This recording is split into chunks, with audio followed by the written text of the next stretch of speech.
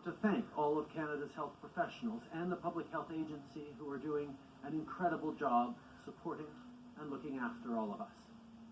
Hier, je vous ai informé que mon épouse Sophie avait subi un test pour la COVID-19 et le test s'est avéré positif.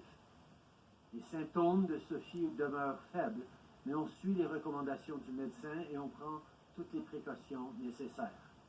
Elle demeurera donc en quarantaine pour une durée indéterminée. Nous pensons à toutes les familles d'un bout à l'autre du pays qui ont reçu le même diagnostic. Mais nous sommes entre bonnes mains. Nous avons pleinement confiance dans les professionnels de la santé et les autorités de la santé publique du Canada. Ça veut dire que, suite à la recommandation de mon médecin, je suis en isolement pour 14 jours. Je veux être clair, je n'ai aucun symptôme, je me sens très bien, je travaille de la maison par précaution. De nos jours, la technologie nous permet de travailler à distance. C'est sûr que ce n'est pas idéal, c'est un peu frustrant, nous sommes d'après tout tous des êtres sociaux. Mais c'est ce qu'on doit faire pour protéger nos voisins, nos amis, surtout les personnes âgées, les plus vulnérables et ceux qui souffrent de conditions de santé. Nous suivons l'avis des médecins comme tous les Canadiens devraient faire en ce moment. Je veux en profiter pour remercier tous les professionnels de la santé et l'Agence de santé publique qui font un travail exemplaire pour nous appuyer.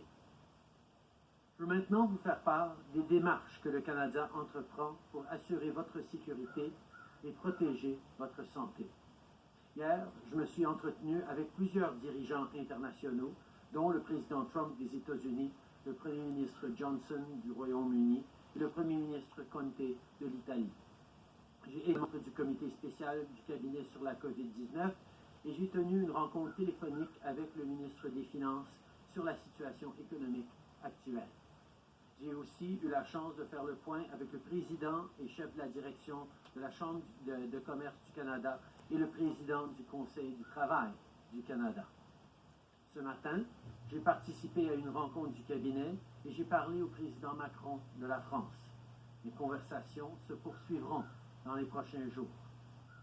Plus tôt aujourd'hui, les ministres Blair, Hajdu et Garneau ont annoncé que le Canada recommande aux Canadiens d'éviter les voyages non essentiels à l'extérieur du pays.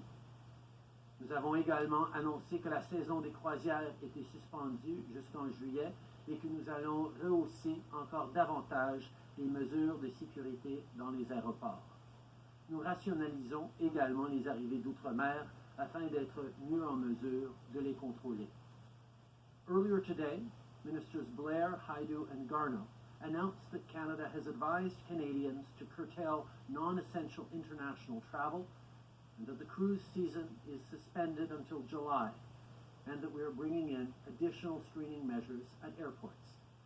We are also streamlining overseas arrivals to be better positioned for screening.